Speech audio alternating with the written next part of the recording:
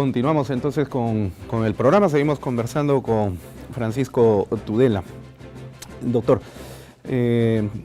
algunas personas que justamente apelando al ejercicio de la razón y manifestación de la independencia de pensamiento que debería caracterizar a todo ser humano, y que a veces no es así, porque se imponen criterios, digamos, de modas y modismos, como decía Roberto Carlos en una bonita canción de aquellas épocas. Y el día de hoy el criterio de lo políticamente correcto se impone como un statu quo donde por ese concepto a veces es preferible no decir ciertas cosas porque pueden disonar ante los oídos de quienes están ostentando la moda y están imponiendo sus criterios. Pero hay personas que reman a pesar de ello, como en toda la historia de la humanidad, en contra de esos criterios que por lo general siempre terminan careciendo de razón. Pero por lo general terminan mal. Y terminan además mal, y entonces dicen las cosas por su nombre. Y estas personas señalaron que lo que está sucediendo en la Corte Interamericana de Derechos Humanos es que no se está aplicando en realidad consideraciones de derecho internacional, sino más bien de izquierdo internacional, porque parecería que se le ha dado ya una connotación política de una orientación más bien no diestra, sino siniestra, en las dos dimensiones del significado acepcional del término.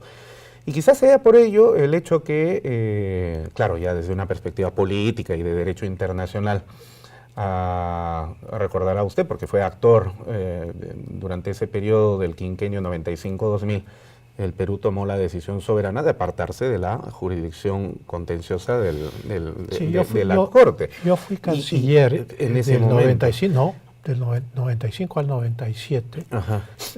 Me fui a los Estados Unidos y estuve en los Estados Unidos del 97 al 2000. Pero el 99 fui embajador en Naciones Unidas. La decisión fue tomada en Lima. Yo no fui consultado, no tenía por qué ser consultado como embajador ante Naciones Unidas, porque era otro fuero. Pero me refería a que era actor usted en ese momento porque formaba parte del gobierno que en ese momento tomaba la determinación. A la distancia. No estaba presente, no se me consultó. Claro, lo que sucede también es que en ese momento no solamente ciertos sectores políticos aplaudieron esa decisión, sino inclusive un gran porcentaje del pueblo frente a decisiones que la Corte tomaba en favor de quienes le han hecho daño al Perú, que son definitivamente condenados por terrorismo y que luego se valían de ciertas consideraciones jurisprudenciales y argumentativas que les daban la razón en contra del Estado peruano y nuestra dignidad de peruanos. Y algo similar está sucediendo en estos tiempos, por lo cual revive nuevamente este sentimiento de, ya que la Corte tiene una inclinación hacia un lado, que es la que no debería ser, porque usted ha manifestado ya en el bloque anterior cómo es que la Corte nace y cómo debería conducirse, entonces se empieza pues nuevamente a escuchar el eco de ese mismo reclamo de fines de los 90, en este momento, 18 años después, donde conviene a la Corte, al Perú que se continúe formando parte, beneficia al Perú que siga formando parte en este contexto, no en un sentido original, sino en este contexto en el que la Corte ha tomado ciertas inclinaciones políticas. El razonamiento lógico tiene una secuencia. Nunca hay que saltar de la primera premisa a la última sin ver cuáles son las premisas que están en el medio. Claro que sí. ¿No es cierto? Y entonces, si yo tengo un problema con la Corte, yo busco resolverlo con la Corte. Si veo que hay una posición filosófica, usted, Alberto, es profesor de filosofía del derecho, una posición filosófica que ahora vamos a describir irreductible, que va contra la Convención Interamericana de Derechos Humanos, que no era el caso el año 99, dicho sea de paso, porque lo que está sucediendo ahora es que la Corte Interamericana de Derechos Humanos ha tomado una dirección mundialista. Una cosa es la globalización que empezó con Cristóbal Colón y Magallanes y tiene 500 años y va a seguir creciendo a medida que la tecnología vaya avanzando y el mundo se haga más chico. Y una cosa diferente es querer tener gobiernos regionales o mundiales.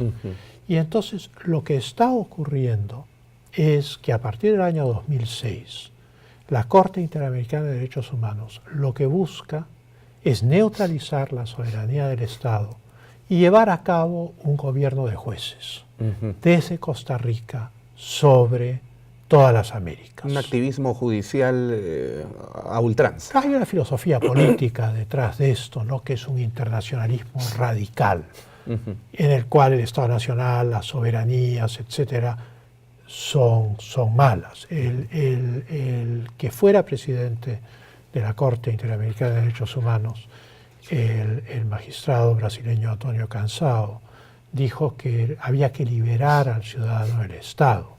Eso es utópico. Vamos a ponernos en el supuesto que liberamos al ciudadano del Estado. Desaparecen los estados de América Latina y quedan los jueces de Costa Rica. ¿Qué pasa? Se desintegran las sociedades. O sea, el Estado, no porque lo haya dicho Hegel, es la única realidad política subsistente en el mundo moderno que permite mantener un orden constitucional democrático con reglas que garantizan el orden interno, que garantizan la tenencia de la propiedad, que garantizan la libertad de los ciudadanos, que garantizan la libertad de expresión. ¿Por qué las reglas son tan importantes? Las reglas son importantes porque hacen que las relaciones entre los seres humanos en una comunidad sean previsibles. Justamente yo creo que la crisis política de estos días en el Perú nos muestra este lado de la imprevisibilidad. Y cuando las relaciones entre los seres humanos no son previsibles porque no hay reglas que se cumplen y que la gente quiere, entonces se destruye la confianza. Y cuando se destruye la confianza se instala la anarquía y la destrucción de la sociedad civil. Y entonces, claro, esta tesis utópica, yo puedo decir, utópicamente hay que liberar al ciudadano del Estado, pero ahora no puede hacerse. Revive Tomás Moro. Revive Tomás Moro, o Proudhon, o Bakunin, el pensamiento anarquista, Renan, que nunca tuvo éxito. Renan yo creo que era más realista que eso, porque en Renan sí había una visión de la sociedad francesa. el maestro de González Prada. El maestro de González Prada. Así es. ¿No? Y en fin, Renan en realidad es tremendamente importante, porque es más bien un defensor del Estado nacional y tiene en el contexto del siglo XIX un ensayo que se llama ¿Qué es el nacionalismo? Que es un ensayo, digamos, que es de apología del Estado, no es de destrucción del Estado. Pero volvamos a nuestro tema, ¿no? Entonces el problema con la Corte tiene dos etapas. Una primera etapa que lleva a que el Perú se sustraiga de la jurisdicción de la Corte en 1999, pero ¿por qué lo hace en ese momento? ¿Por qué ha perdido todos los casos? ¿Y por qué ha perdido todos los casos? Yo me temo porque no tomó en serio la necesidad de tener una defensa articulada, a todo meter y de calidad, frente a las demandas que se presentaban en la Corte. Hoy ya no es solo una cuestión de tener una defensa frente a la Corte permanente por parte del Estado peruano. Creo yo que es insuficiente la defensa de los intereses del Estado peruano ante la Corte Interamericana de Derechos Humanos, sino que ahora se trata de combatir una filosofía equivocada, que a través de resoluciones como la que quiere prohibirle al Ecuador la ejecución de un referéndum nacional, en el cual los ciudadanos votan por la abolición y destitución de los miembros de un consejo político-social creado durante el gobierno de Correa y que las autoridades del Ecuador, el presidente Lenín Moreno, considera que no es pertinente. Los ciudadanos van a este plebiscito, votan para abolir la institución y entra la Corte Interamericana, igual que en nuestro caso de pedirle al Congreso que archive, le dicen al Ecuador, oiga usted, anule el plebiscito y la votación del pueblo. Nosotros consideramos que no deben ser destituidas estas personas. Este es un juicio que no es de derecho, este es un juicio político, claro. utópico, ideológico, filosófico. Y entonces no interesa que uno sea de izquierda o derecha. Para mí este no es un problema de izquierdas o derechas. Este es un problema de ciencia. El derecho es una ciencia práctica, una ars, un arte. Y como ciencia práctica tiene reglas, tiene una hermenéutica, tiene una historia, tiene fuentes, y uno no puede hacerle decir al derecho lo que a uno le da la gana. Y ese es el problema que se está presentando ahora. Hay quienes, sin mayor sentido crítico, dicen debemos acatar todo lo que la Corte nos manda. Un momento, lo que la Corte nos manda es derecho, no es religión, no es dogma de fe. Exacto. Y entonces no podemos tomar estas filosofías simplemente por una especie de respeto ciego, subordinado, servil, diría yo, a un dogma filosófico que estos magistrados ejercen desde la distancia. O sea, acá hay un problema de interpretación jurídica. Y la interpretación que los jueces de San José hacen de la Convención a partir del año 2006 hacia acá es crecientemente contraria a la letra de la Convención Interamericana de Derechos Humanos, a la práctica de los tribunales de derecho humanitario y de derechos humanos en el mundo y contrario a la práctica de la Corte Internacional de Justicia de La Haya. En pocas palabras, ellos están oponiendo su corpus iuris al corpus iuris universal. Y entonces, naturalmente, uno de los dos tiene la razón. Claro. O tienen la razón las fuentes que la Corte Internacional de Justicia utiliza, que son los tratados, la costumbre, los principios generales del derecho, los tratados de los grandes publicistas, que no son vinculantes, y las sentencias de la Corte Internacional de Justicia, que tampoco son vinculantes expresamente.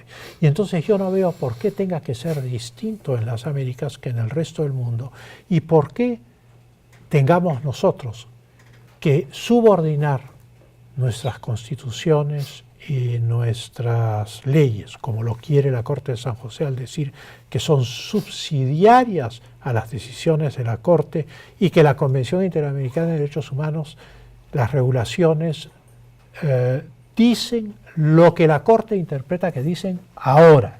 Eso no se tiene en pie en ningún sistema jurídico del mundo, sea de common law anglosajón, sea de derecho romano-germánico continental, como es el de toda América Latina y Europa. Y entonces acá hay un error conceptual, que tiene un remedio político antes de llegar a sustraerse de la jurisdicción de la Corte. Eso es lo que le quería preguntar. ¿Cuál es ese remedio político y jurídico para poder solucionar el problema? Político es recurrir al organismo matriz del sistema interamericano, del cual somos miembros, que es la Organización de Estados Americanos.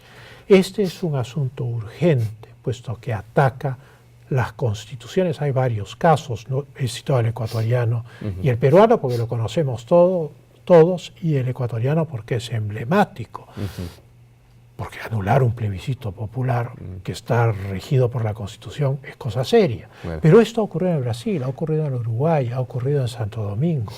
Y entonces dice la Carta de la OEA que cuando hay asuntos urgentes que conciernen a toda la región, un Estado, a través del Consejo Permanente de la OEA, puede solicitar una reunión de consulta de cancilleres. Ahí no se va a votar nada, pero se continentaliza el problema, o sea, se presenta ante todas las cancillerías de América Latina un problema conceptual y de hermenéutica jurídica de primer orden que está desnaturalizando la función de la Corte y que está desnaturalizando la aplicación de la Convención Interamericana de Derechos Humanos. El Ecuador tomó la iniciativa de mandar una misión presidida por el ministro de Justicia a la Corte, y la Corte dio marcha atrás, porque era la Comisión la que había pedido la anulación del plebiscito. Es muy interesante. Pero en el caso del Perú es la Corte la que se pronuncia. Entonces,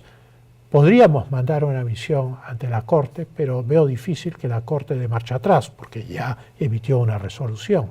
Y entonces el paso que corresponde es exponer ante el Consejo de Cancilleres en una reunión de consulta en Washington, ante todos los cancilleres de las Américas, este problema y ponerlo sobre la mesa para buscar una solución sin destruir la Corte y manteniendo un sistema de justicia supletorio para todo el continente. El originario, ¿no? Bueno, vamos a hacer un nuevo corte para continuar en el programa. No se vayan, estamos conversando con Francisco Tudela. Ya regresamos en Referente Jurídico.